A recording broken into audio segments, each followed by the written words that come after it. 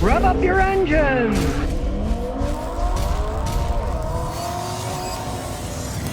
Well, the Toyota GR86 is finally going to get a turbocharger and a Toyota engine instead of a Subaru engine. Now they're going to have their own in-house 1.6-liter electrified turbocharged 3-cylinder engine. So great, it's not going to be just a Subaru clone anymore. It's going to be an actual Toyota. But there's only one problem. They say they're going to do this in 2028. Okay, that's 4 years from now. That's a long way down the road. Who knows? Are they going to make it by then? Who knows what's going to happen in 4 years? Who has any idea? I like the idea that they're using their Toyota engine instead of the Subaru engine. Subaru engines are always underpowered anyways. Now, in 2012, they started the whole thing where Toyota GT86 and the Subaru BRZ are pretty much the same exact vehicle, right? Now, the reason that they teamed up with Subaru and with BMW when they were making their other sports car, the Supra, right, is because they don't want to put money that they know they're not going to sell that many. Most people say it cost about $1 billion to make and market a car like that. Hey, why spend that kind of money when you already got one out there? You can just stick your name on it. But of course, it waters down your name too. Supra isn't a Supra, it is a BMW. Just like the GR86 is really a Subaru. It's not a Toyota. Now, they claim by 2028 it's going to have Toyota engine stuff. It'll be radically different, but hey, that's a long time from now. And really, they don't sell that many of them. I don't know why Toyota even bothers myself. I guess Mr. Toyota's got this thing about sports cars, and he wants to have Toyota make some kind of sports cars out there, right? Limited number. Doesn't make any sense, economically speaking. You know, they're selling hybrids, Camrys, RAV4s, Sienna vans like hotcakes. Why would they even bother with these little sports cars? It's just got to be a thing that Mr. Toyota must have, that he wants to have sports cars out there, because economically it makes no sense at all. Well, here we go. These eco people are talking about an engine that runs on water. Okay? It doesn't really run on water. Water is an additive to the system. What they're talking about is hydrogen engines, engines that burn hydrogen. Hydrogen burns really cleanly because it's just hydrogen, right?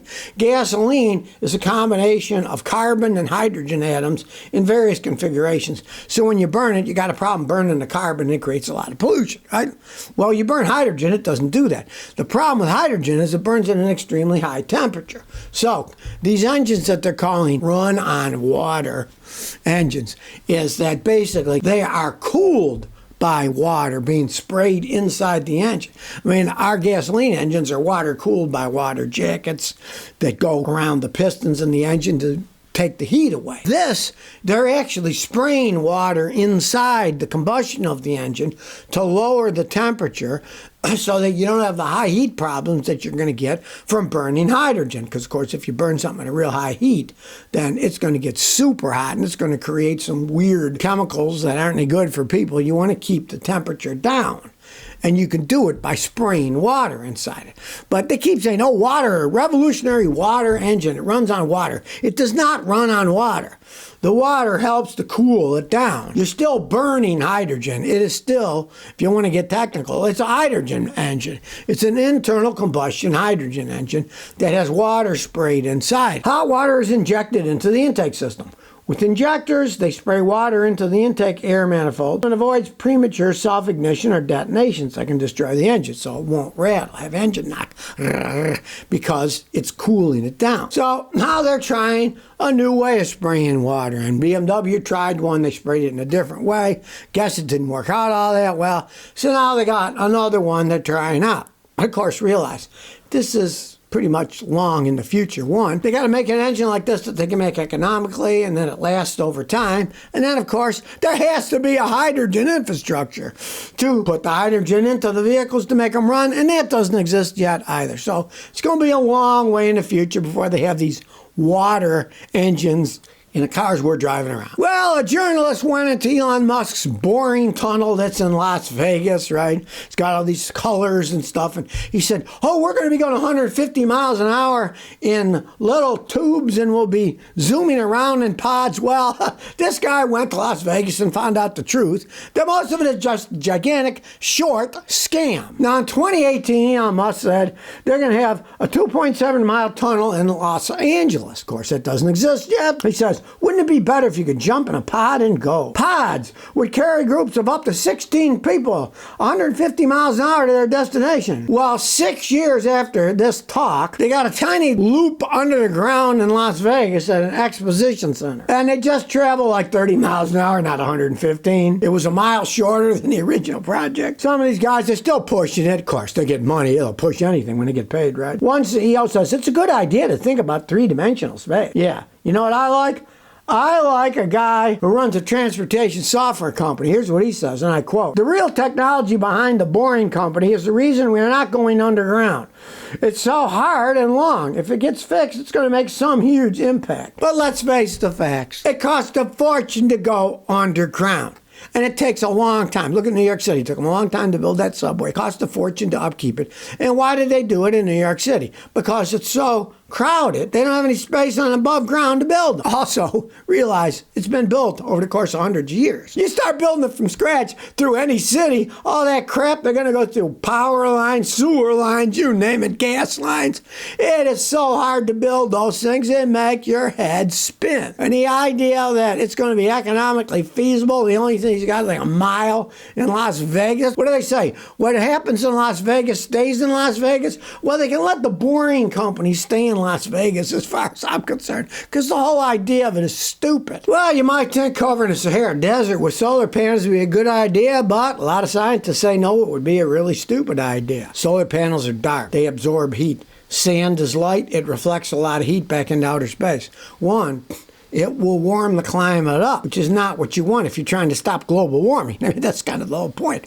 But some scientists recently did a study. Here's what they came to a conclusion of. The researchers claimed that due to the deleterious climate effects of the project, the creation of 1,153 terawatts of renewable energy per year was anticipated to be offset by a net loss of 173 terawatt hours per year. It would neutralize any gains that may have been expected. They talk about carbon neutrality. This isn't carbon neutral. This is carbon negative.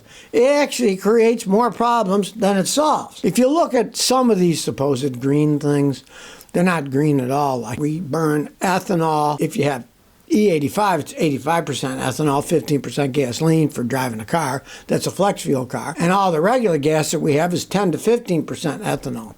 But ethanol is actually another lost cause. It's still polluting, right? But they fertilized cornfields with petrochemicals. They use diesel tractors and stuff. Then they use diesel trucks to move it. Then they might use diesel trains to move it. Then they got to turn the corn into alcohol. They got to heat it all up in order to make the ethanol from the corn, so that takes even more energy. So by the time you're done, you're not saving the planet, you're actually making the planet worse off. Of course, farmers love it because they get money for corn, but same thing as the guy saying if you put these things in the Sahara Desert, it's actually a negative thing.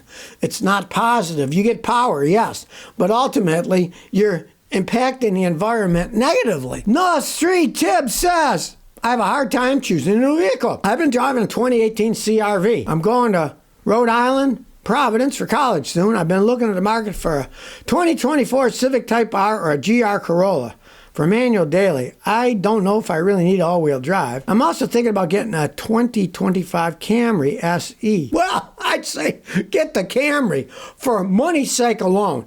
You're looking at a Civic Type R or a GR Corolla. Those are so popular. They're going for $10,000, $15,000, $20,000 above MSRP. On the other hand, the Camrys, you can get a good price, and those things can last forever. And you're young, and I know a lot of people are young and they haven't developed their brains enough yet, but just go for a ride in one of those sports cars. Then ride in a Camry. It is such a smooth ride in both of those cars. The GR Corolla and the Civic Type R, those are race cars.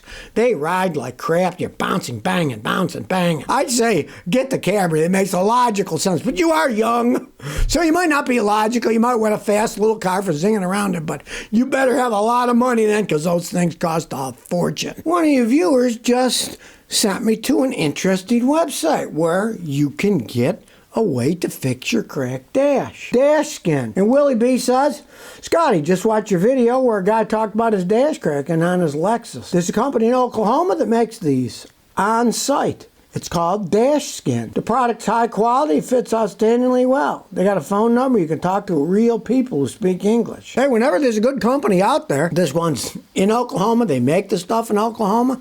Hey, these guys can make custom ones for you. I'm all for it. And there it is, Dash Skin. Hey, I gotta say, hey, you make a better mousetrap, the world will beat a path to your door. In this case, you got a cracked dash, check them out. So if you never want to miss another one of my new car repair videos, remember to ring that bell.